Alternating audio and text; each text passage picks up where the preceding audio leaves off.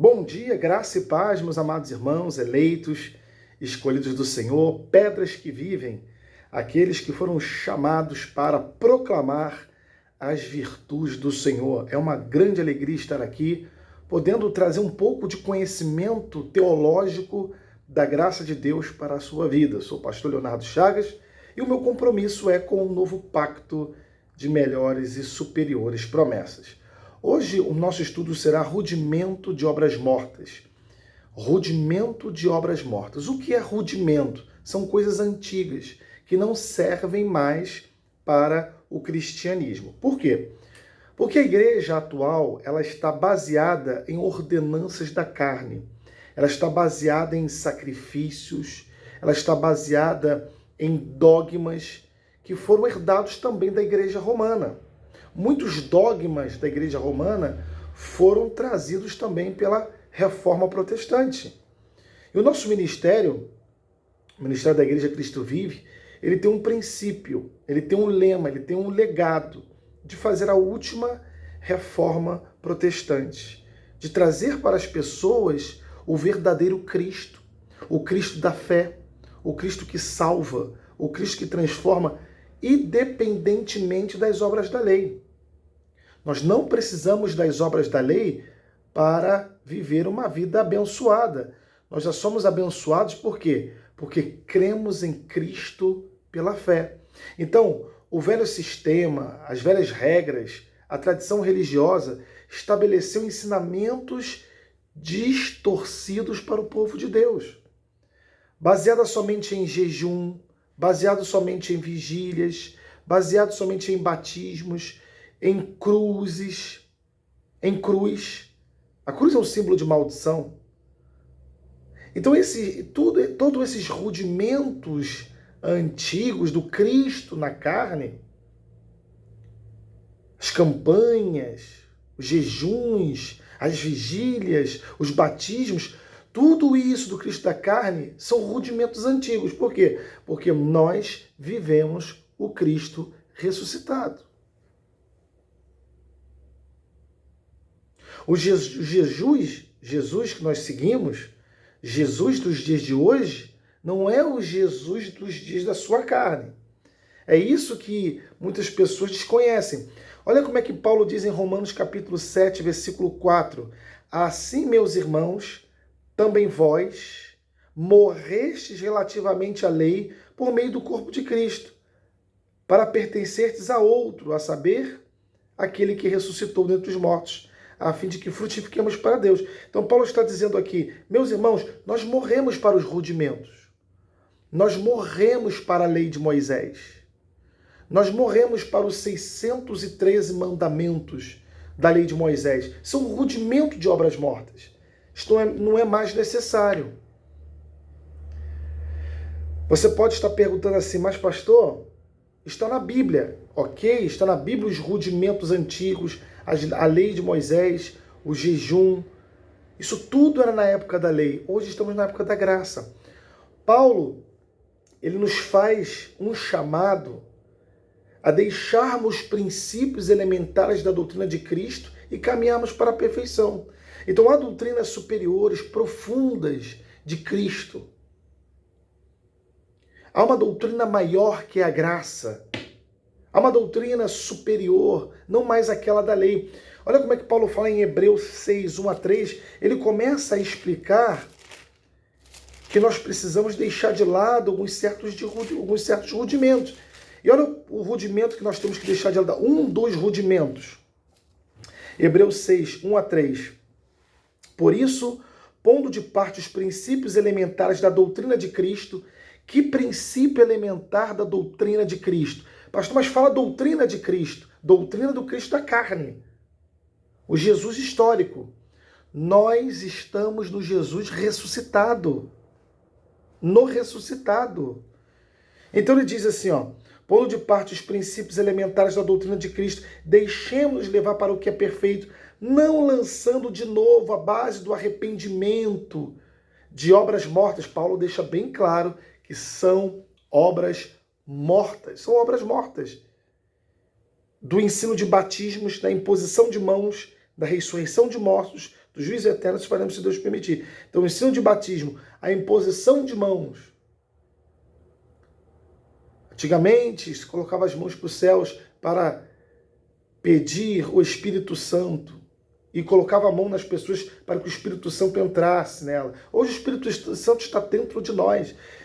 Então, não podemos mais colocar a imposição de mãos para que venha o Espírito, o ensino de batismos, o juízo eterno. Eu não posso ficar te ameaçando para o inferno, porque você é salvo pela graça. Aí, infelizmente, alguns lugares começam a ameaçar as pessoas ali com o demônio. O Senhor vai te castigar, você não vai subir para o céu. A tradição está emperrando o progresso do povo de Deus. A tradição está emperrando o progresso do povo de Deus.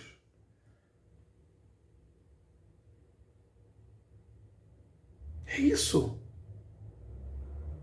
Então, o ensino de batismo, a imposição de mãos, ressurreição dos mortos, juízo eterno, isso faremos se Deus permitir. Gálatas capítulo 5:1, olha como é que Paulo diz, aqui no livro de Gálatas 5:1, ele diz uma palavra interessantíssima: para a liberdade foi que Cristo nos libertou. Permanecei, pois, firmes e não vos submetais de novo ao jugo de escravidão. Quem está na lei está na escravidão. Jesus, nos dias da sua carne, Jesus histórico que eu falo, ele na verdade, ele chamou os judeus. O Cristo ressuscitado, ele chama os gentios. Mateus 10, ele fala sobre isso. Mateus 10, 5-6, olha só. Livro de Mateus, capítulo 10, 5-6. Mateus capítulo 10, versículos 5, versos 5 e 6. Mateus 10, 5 e 6. Olha aqui, ó. A estes 12 enviou Jesus, dando-lhes as seguintes instruções: não tomeis rumo aos gentios. Então, o apóstolo Pedro, Tiago, o discípulo Lucas, Marcos, todos aqueles que andaram com Jesus lá na época em Jerusalém, há cerca de 2000 anos atrás, todos os apóstolos que estavam com Cristo ali não poderiam tomar rumo a quem? Aqueles que não eram judeus. Significa que Deus estabeleceu um para pregar para os judeus, para pregar para os judeus, que são os apóstolos, e outro para pregar para os gentios, que é o apóstolo São Paulo. Não tomeis rumo aos gentios, nem entreis em cidades samaritanas, mas de preferência procurai as ovelhas da casa de Israel.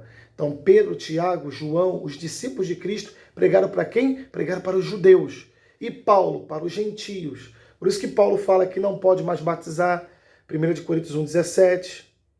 Ele manda deixar de lado o ensino de batismos, ele começa a deixar de lado os rudimentos e apresenta para você quem? Um Cristo ressuscitado. Um Cristo ressuscitado. Atos 22, 21 fala que Deus levanta Paulo para pregar para os gentios. Então, meus amados, os rudimentos eram uma sombra do que viria até o tempo oportuno de reforma. Hebreus 9, 10 fala sobre isso. Olha aqui no livro de Hebreus, capítulo 9, versículo 10, fala sobre essa reforma que viria sobre a igreja. Hebreus 9, 10. Os quais não passam de ordenança, jejum, batismos, vigílias, subir no monte, lavar os pés uns dos outros, circuncisão. Tudo isso a igreja não precisa fazer. Carregar uma cruz romana de Constantino, que venceu o imperador Maxêncio na batalha do Ponte Milvia, nos arredores de Roma. E ele olhou para o céu e viu uma cruz e adaptou aquela cruz para o império. Então, meus amados, os quais não passam de ordenanças da carne, baseadas somente em comidas, guardar o sábado, não come carne de porco, tudo isso acabou. Estamos na graça de Deus. Bebidas e diversas abluções. Sabe o que significa abluções? Batismos, impostas até o tempo oportuno de reforma. E quando começou essa reforma? Com Jesus. Jesus foi o primeiro reformador. Romanos 10, 4. O fim da lei é quem? É Cristo. Ele reformou. Ele reformou. O fim da lei é Cristo. Depois o apóstolo São Paulo também foi um reformista.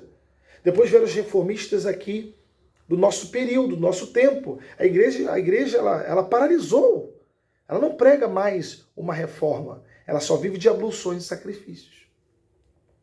Depois de 1525, no século XVI, Martinho Lutero ele surge, ele rompe com a igreja romana por causa de alguns dogmas que não estão na Bíblia. A infalibilidade papal, a venda de indulgências, que é a compra de perdão, para a construção da Basílica de São Pedro e para pagar empréstimos de banqueiros alemães, os Fuggers,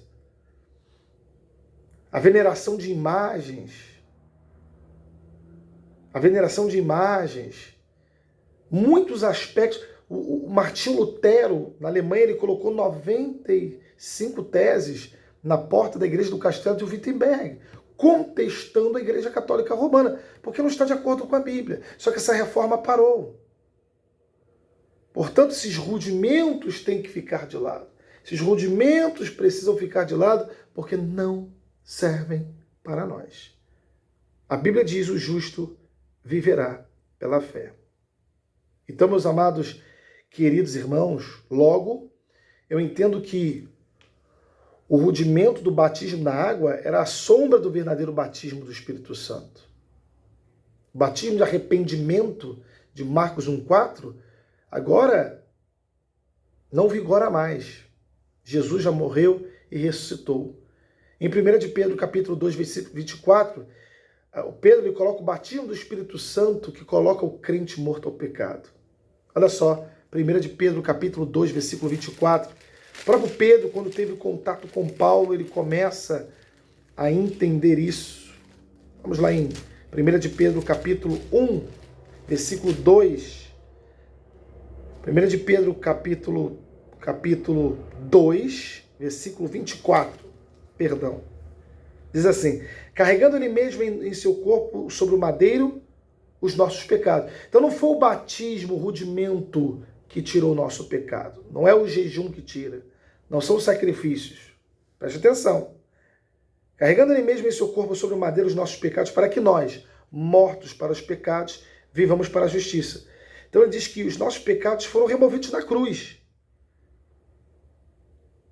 Por suas chagas fosse sarados, porque estáveis, desgarrados como ovelhas, agora, porém, vos convertestes ao pastor e bispo da vossa alma. Estávamos desgarrados, mas sempre fomos ovelhas. Está bom, meus amados? Então, jejum, batismo, vigília, subir no monte, lavar pés um dos outros, como se fazia na época de Jesus, antes da ceia, guardar o sábado, circuncisão, tudo isso é rudimento, que foi aniquilado por próprio Jesus Cristo no tempo da reforma. Jesus aniquilou, Paulo veio divulgando isso. Os reformadores também da nossa era também divulgaram isso, só que parou. E o nosso ministério está mostrando agora, até para as igrejas protestantes, que o justo vive somente pela fé. Tá bom? Curta este vídeo, compartilhe, por favor, e não se esqueça de se inscrever no canal para a propagação da graça de Deus. Forte abraço e até mais.